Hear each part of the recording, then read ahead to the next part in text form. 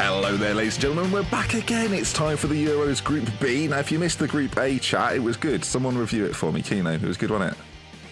Yeah, it was good. Lots of good defences. You've not sold that very well there, I've got to be honest. No. Jack, you need to sell it better for us. The Group A one was fantastic. It was amazing. We had some French talk, Alberians. I've invented a nation. Alberians. That's how good it was. I will say, there are more exciting groups, aren't there?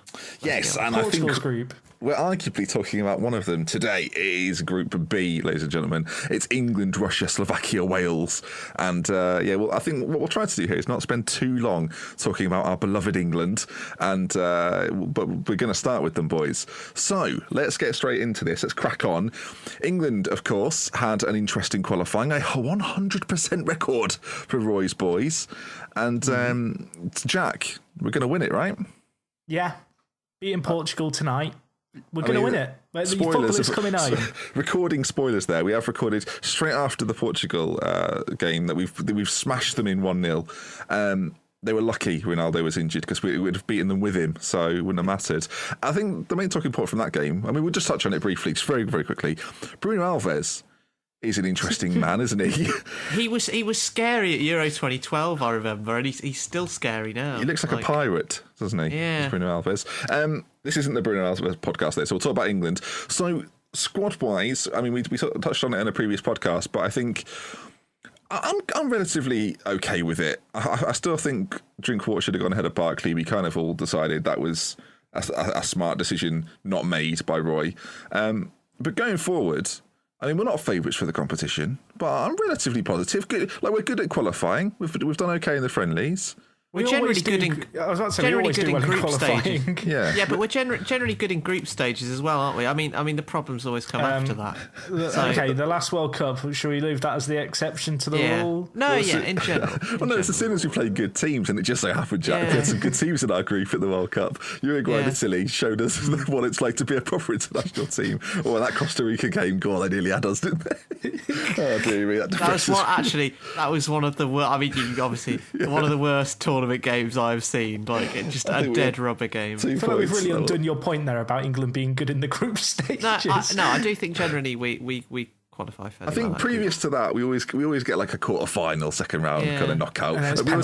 We always have some glorious failure. It was less glorious in the 2014 World Cup, though. But going into this, though, I think, generally speaking, spirits are quite high because of our front two. They are the danger men. Not only that, Wayne Rooney, top goal scorer in qualifying for England, 7 goals. Yes, our group was easy. How many were against San Marino? Too many were against San Marino. But with Vardy and Kane, can they fire us to glory? Or does this depend too much on Roy Hodgson? Like, what's going to be the bigger factor here, Keeno? I think it entirely depends on Roy Hodgson. That's worrying. That's really worrying. It is worrying because I feel if he picks the right quote-unquote team, I think we have a quite an exciting attacking lineup, which admittedly is a bit dodgy at the back. I think it was displayed by... I mean, we can sort of weave in a bit of a review of tonight's game, which was quite dull. But I think one thing it did show was that when we sort of put the appropriate team out for the opponents, we can actually be quite good. And this was shown against Germany, obviously, and in previous matches where we've done well.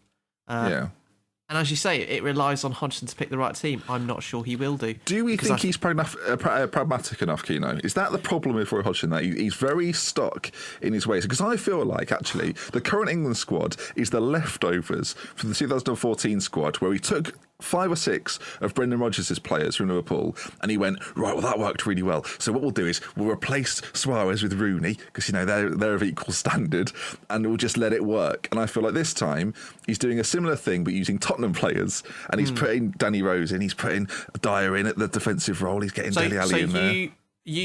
What was the question? That is he too pragmatic? Or No, I don't think he's pragmatic enough. I feel like he's here because of circumstance and not from his own doing. He's not creating a system. He's being handed a system and now having to try and figure out how to make it work. And he's not doing it that well. I fully agree with that. And I would point at the entire Wayne Rooney and also Harry Kane and Jamie Vardy, the striker sort of saga, as proof of that. Because as was shown by tonight, The three of them playing in one team. He started with a diamond with Kane and Vardy sort of dragging wide, and then Rooney filling the space in the middle.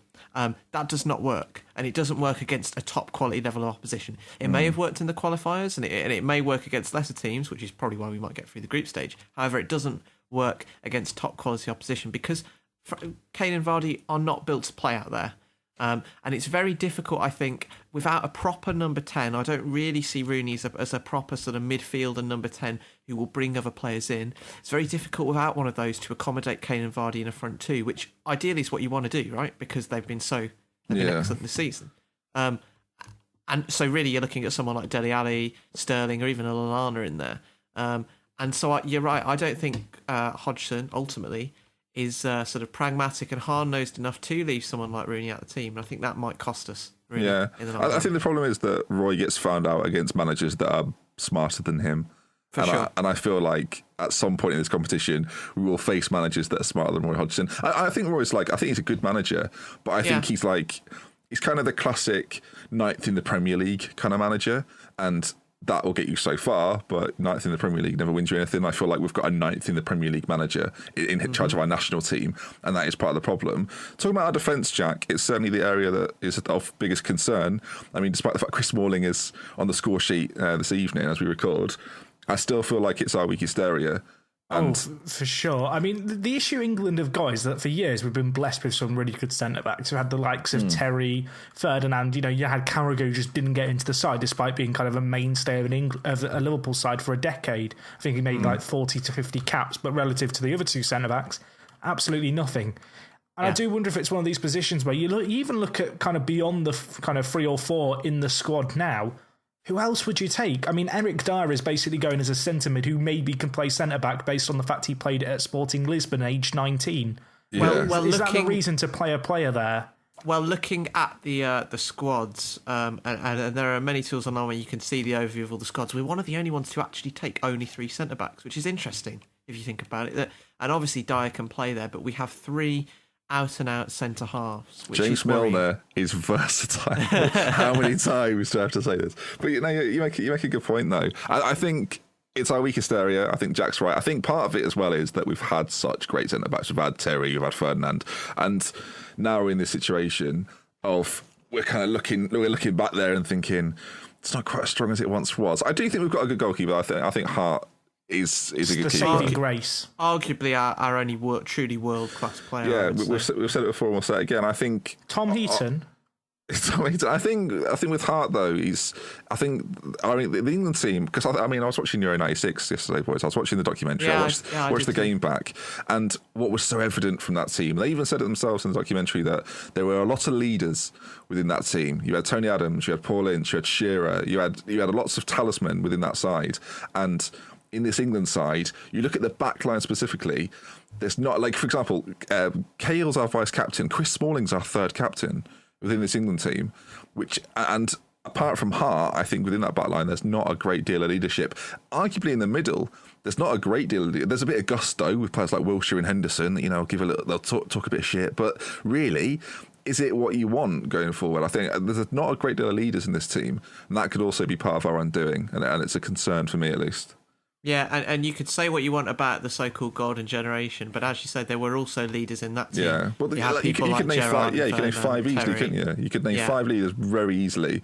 All captains had come to their club team, and arguably, one of the sort of the undoings of that team was that there were almost too many captains, and the whole Gerard Lampard thing. We were almost trying to shoehorn too many into one starting 11, but right now we don't have enough, as you say. I'm surprised Joe Hart doesn't get given the vice captaincy at times.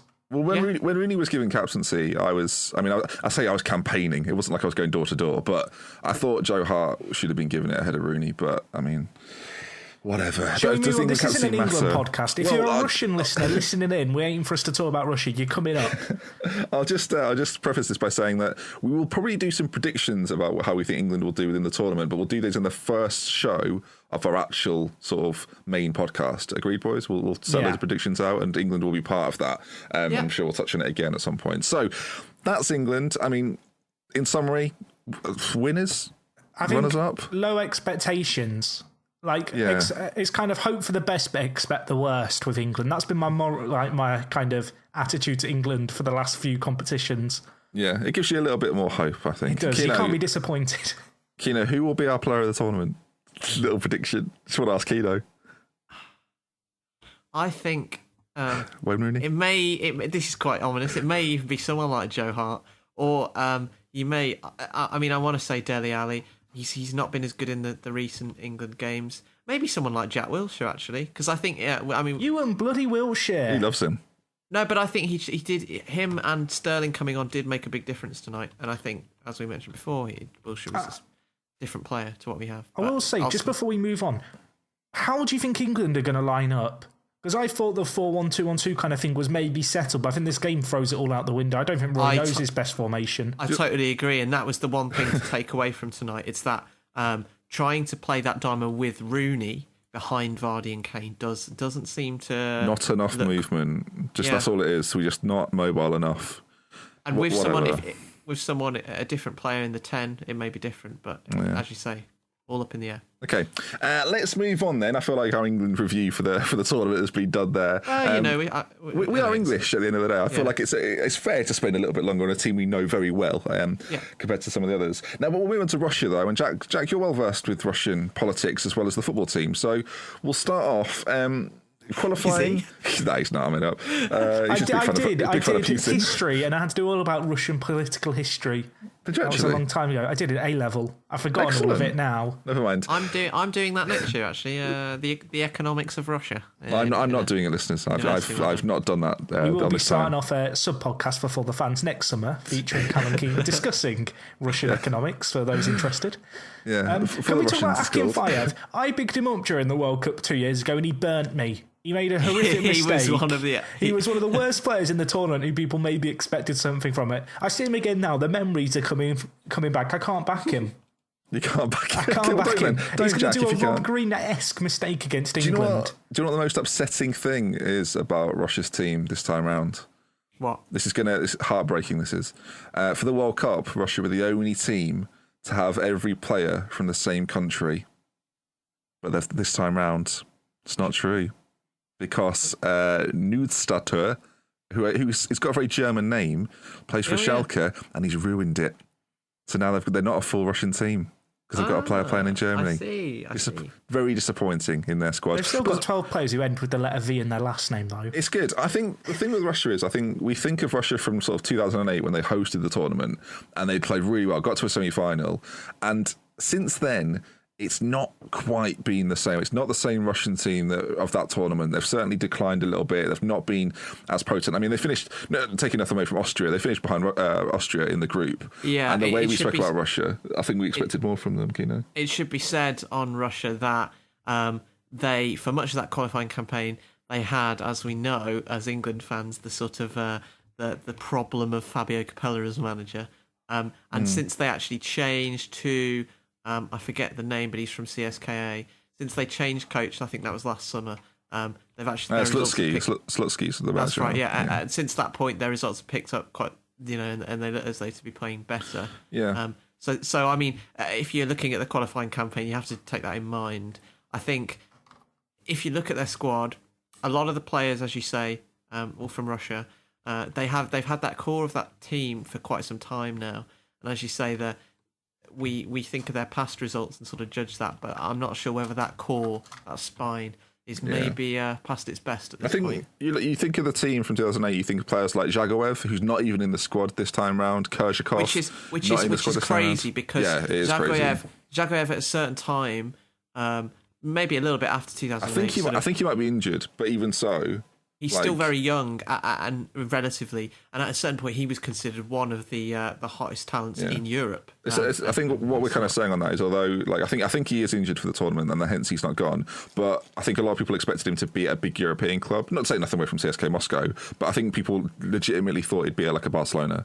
And it never quite happened. But you look at their team, vastly experienced, not just vastly, massively experienced in terms of who they've got. You look at players like Berezutski, that's been there for a long time, Ignashevich, who's 36. They've got quite an aged squad. Like it's an older squad than a lot of the teams. As I say, yeah, and they've had the same spine for quite some time. But they've still got they've got a lot of capable players. They've got is it Dazuba? I'm not sure how you pronounce his name. The guy that plays for Zenit. It's like Artem Dazuba. It's something like that. I don't know if that's.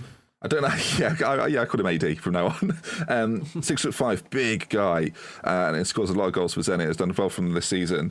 I think he's going to be their guy they look at, like going into this tournament as being sort of their standout player. Him and I think it's Kokorin, something like that. Yeah, the right winger. Yeah, those two players are considered two of their the stars of this team. And I'm hoping we see something nice like Russia. Not too much because I want England to go through, but I think they might do something.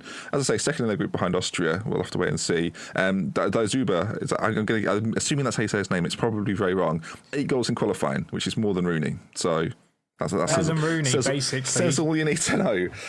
Let's move on to Slovakia, who I think have got quite an interesting team. How do you think Russia will get on in the group, though? Honestly, I think they might finish bottom. Really? I think third. Yeah, I think Slovakia will finish third, but I think, Slovakia I think they'll finish bottom. are I don't know what to make of them because I feel like in England the general consensus has been okay. Wales and Russia, they're the teams we have to beat. I look at this Slovakia squad. I don't say I'm terrified, but I'm very worried. I feel like they're being very underestimated. The idea of you looking through the squad, being terrified. I saw mine skirt at the back. Jack, who do you get terrified at? Which squads terrify you? Any squad consisting of Skirtle, really. Yeah. I just like the idea of you scrolling down the squad and every so often just jumping back a bit. Dearie me. God. How do you know that's not what I'm like? I'm assuming that is what it's like. It is. Please don't rub it in anymore. It's a bit... They've got a decent team. They finished second in their group behind Spain, which, I mean, not bad, is it? This is still pretty good for them. I can't find... Who else was in their group? Has anyone got it to hand? Please tell me someone's got it to hand and I haven't just thrown this to you. Anybody? I'm gonna. Ukraine were in that group and went through as a. Belarus were in there, Macedonia, and Luxembourg. Not a great group. Only lost 2 games in that group though, probably both to Spain. I would assume. Looking at it, yes, I believe it was. They beat Germany though recently. What, in a friendly? In a friendly, it was 3-1. It wasn't like they scraped by. I'm actually worried. You think I'm joking? At the end of that game, you guys. This is the Alaba own goal game. It is. But they beat Germany 3-1 on Germany's own turf. Like Germany had a point to prove in that game as well. Yeah, I think looking at the squad, then they've got a relatively experienced goalkeeper, Jan Mucha, who plays for Slovakia and Bratislava. I think he was in Italy before that, though. I'm pretty sure he played in Serie A. Skirtle at the back, skipper Martin Skirtle, probably going to leave Liverpool. Sorry, Martin. Will leave Liverpool. But he's got 79 caps. He's been there a long time next to Durica.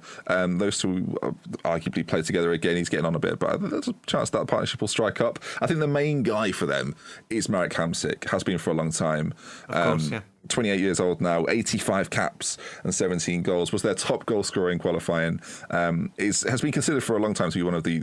Well, for a while he was considered one of the hotter properties in Europe, wasn't he? He stayed at Napoli, though. Found a bit of a home there. And I think he is the guy that will cause us problems. And that's the fear, really, because there's an argument to say he's better than a lot of the players in our squad. And if you give him enough space, he'll punish us. I don't know. Do you obviously both think that they'll finish bottom, though? You think I don't. Well, they might. I've said they do, and now I think about it more, I'm not sure they will. The issue for Slovakia is I feel like they really are an unknown quantity in a lot of ways. Like they showed in the Germany game, I only saw the highlights, but they were very quick on the break, and I wonder if that's really going to benefit them in this kind of group. Yeah, I feel like Wales, they look like they're going to play 5 at the back, but I don't know. England, with their frailties at the back, with the kind of sheer imbalance, I guess, in the team, when you look at kind of how top-heavy England are, nothing's a given, and I think Slovakia might spring a few surprises. I think with Slovakia, and we see it with sort of smaller teams with the odd big player, I think there's a danger... partly from the media, maybe also from other teams themselves, to sort of isolate Hamsik and think that he's the only danger when in fact he isn't. And as you say, I think Russia could be the ones who could potentially slip up, or even Wales. I think England will be fine against Slovakia, but it's certainly, I mean, we talked about 2 underdogs in the Group A preview with Albania and Romania. I think Slovakia certainly have a chance of being that third best sort of third place best qualifier team. Yeah, it's worth noting that for the youthful for all the youthful exuberance within the England side, both Russia and Slovakia are very experienced teams. You look at the caps going through the Slovakian side. There's plenty of players over 40 caps. And you look at the England team, that ain't the case. That is not the case. I think there's like 2 or 3 over 40 for England. I think you've got Milner, Rooney, and Hart maybe. The only players, Gary Cahill as well, actually. The only players with over 40 caps, you go to the Slovakia team, you think, blimey, although Hamsik is their star, they've obviously played with him a lot. It's not like it's Hamsik and loads of youngsters coming through. It's Hamsik and a lot of players that know him very well. And I think and obviously they're functioning well enough to get through the group with Ukraine in it, like they finish above Ukraine. So I think you're right. I think they could spring a surprise. I do still think they'll finish bottom. I just think there's more quality in every other team, even Russia, that I think might have a sticky tournament. I think I said Russia will finish bottom, didn't I? I think Slovakia will finish just ahead. And actually, I think there's a good chance Slovakia will go through, because I think Slovakia could beat Russia. Sorry, I've kind of gone back on what I said there. But I think Slovakia will beat Russia. That's what I think. That's what I was saying. And then come and go through as one of the better third place teams, and then probably inevitably go out. But I think they've got something about them. They've got some good players. It'd be interesting to see how they fare against England. This is their first time as well, by the way. They've qualified for the Euros. To me, it reminds me of Bosnia at the World Cup. Quite a similar type of thing. Yeah, well, obviously Bosnia, first time they'd qualified, and it's the first time that Slovakia have qualified. I think Slovakia have qualified for World Cups before. Well, so a lot of first-time qualifiers with this, because of all the extra teams. I don't like it when they change the rules. That's kind of say, Jack. Thank you for the link there. Sorry, I'm taking your link and running with it. Another team that qualified for the first time are our brothers Bale. over in the West. Sorry, Wales. Wales, good one. Wales, of course, second in the group behind Belgium. No disgrace in that at all. Belgium, one of the favourites for the tournament. Gareth Bale, the obvious star. Do you think there's too much reliance on Gareth Bale, Jack? Yes. Well, yes. I was going to try and play devil's advocate, but I don't think I can even pull that off. So when I'm being the voice of reason in all of this, then I think that really says a lot. I think that we talk about teams with an obvious star, and you sort of look at like Zlatan and Sweden, and obviously we've just spoken about Hamsik with Slovakia. I think Bale is a one-man team in the same way that Ronaldo is, where he is simply world class, and there's almost you can't not rely on a player Joe that Allen good as well, in your team. world class. Obviously, Joe Allen, but they do have the odd player around him. But I think Bale is so good; it's impossible not to rely on him to some extent. How many sides do you think have got a similar mold to Wales, in which they're building around this one player? I think you mentioned Sweden. I think Sweden's a good example. I don't know if Wales are building around Bale. I don't know if they build around Bale, but he's certainly the focal point of the best things they do. My point is, Jack, that obviously they may not try and build around it, and as Chris Coleman would try to do, it's not healthy to try and do that. However, with a player that good in your team, it's almost impossible at certain points during the match. I was more so replying to Ben than you. I agree with your kind of sentiment in the sense that I think Wales, they do have some other good players like Ramsey and Allen in midfield, who are capable. I feel like Bale, the big stress for Bale is basically the fact that he is going to be playing alongside Simon Church. He needs to get goals. Like that really epitomises the issue here. I actually think Robbie Earnshaw. You look at King, Ramsey and Allen in the centre of midfield, I don't think that's a midfield to be scoffed at, if I'm honest. It looks like they're going to play for it at the back with Chester, Adams and Davis. And then Hennessy in behind. Like that, I feel like almost playing a 5-3-2, it's perhaps the best way to approach this when you perhaps need to have a few more defenders. You've got 3 good midfielders, and then there's a bit of a drop down to Joe Ledley. Oh, I think there's an argument to say Ledley will start, actually. It might be Ledley, Allen and Ramsey. I don't think Ledley as the sort of the workman in that midfield is too bad either, to be honest with you. I think it's not an awful selection. Yeah. I think given the freedom, Ramsey and Allen, I mean, we joke about Joe Allen and Ramsey sometimes, but I do think they're both decent players. They'd both be contenders within the England side. I mean, sorry to compare Welsh fans, but they would be contenders for the England side. My point on Bale, Jack, was that there aren't many teams that have just got a world-class player. Like, just one, though, but just like a single world-class player. And I think Wales one of those. I just wondered if there were other teams with that. I think I'm struggling to think of any. Portugal are kind of close because Ronaldo's so far above everybody else. But you look at players like João Moutinho, and they're like he's a very good footballer. Yeah, of course, they've still got some good players there. I think with Bale, he's a talisman. I think for the national team, that's quite confident. When you know you've got a player as good as him, I think it makes people around him play better. I genuinely think that I'd be really sad actually if Wales don't qualify in like a top 2 place, because I think that sets up some really interesting games. I think if things go their way, they could play Belgium, like in a knockout stage. And I think Belgium versus Wales would be a great they've game. done okay against. I think they played a friendly. Yeah, I think they were in a qualification group with them not that long ago. Yeah. So I think that would be a fascinating thing. I think in terms of the group, then are we all sort of taking England, Wales 1-2? I think so. Yeah, I have this weird feeling that Wales will Here we go. finish above England.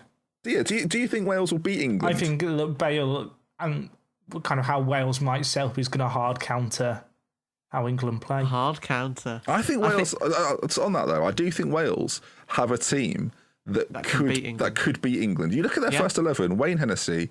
It'll probably be. I mean, centre back was tricky. Maybe James Collins and Ashley Williams. They've been playing three at the back during qualifying. So they're playing three and then having the two sat in front, or the Taylor three sat in front. and Gunter as a right kind of left back and right back. That's really interesting because I think that would be a problem for England because one of our strengths is the width of our fullbacks. If they're playing wing backs, that strength gets removed nullified. quite quickly. Gets I nullified is a better word. And of course, the Bale factor is he can get you a goal at any point from anything. I think some people listening might think we're overstating how good Gareth Bale is. Champions League final, have another watch because he's bloody good. Best player on the pitch then, 2 Champions Leagues in 3 years. Yeah. And you talk about world class, the world class players perform in that sort of game. So that's why we're saying Gareth Bale's world class. I don't think that's a ridiculous thing to say, but I do feel like there'll be some fans going, well, you're overstating Bale there. No, he's bloody good. Definitely outshone someone like Ronaldo in that match. Yeah, definitely. Well, again, injuries, but whatever. Let's move on then. That's kind of it, I think. If you want to go back and listen to our first show, please do so. Available on iTunes and on YouTube. If you type in For The Fun Show, you'll find both. And of course, at For The Fun Show on Twitter. There we go. Final Jack, predictions for the group. I was going to say, any final thoughts before we completely head off? Jack? So England and Wales top 2. Jack maybe thinks Wales might sneak it, but those 2 at the top. Yeah, and then I think both I think that little battle and the battle below is quite interesting actually. It's a very interesting group. Yeah, I think every team finishes on 4 points. Do you know what though? You joke about that. I could definitely see it happening. I really could. Slovakia winning 1-0. Oh god. I'm sure we'll be reminded of these predictions sort of in about 3 weeks' time. You never get them right, do you? That brings us to the end then. Keeno, thank you for joining me. No problem. Jack, pleasure as always. Yeah, thank you. Of course, rate the podcast if you have enjoyed this one and the previous show. 4 more coming your way as well. Lovely stuff. Right then, we should clarify, if you're listening to this on YouTube, all of the podcasts are already available on iTunes. There's a little secret for you. From me then. Ben, hello. So before we end. We're nearly finished it. No. Just a quick SoundCloud update because someone did tweet in about it. And we know that there are people who want to listen maybe on their iPhones and stuff or Android or stream it on the computer. And maybe YouTube isn't the best thing for that. We will probably, I think, if not these group previews, maybe some of the shows during the Euros themselves, do a bit of a trial run on SoundCloud and see what people think and whether there's a good turn up, and if that is, then we'll probably think about doing it permanently next year. Thank you, Audio Callum. Right then, we love with care. From me, that's Benji. Until next time, from us at For The Fun Show, we'll see you again very soon. Goodbye.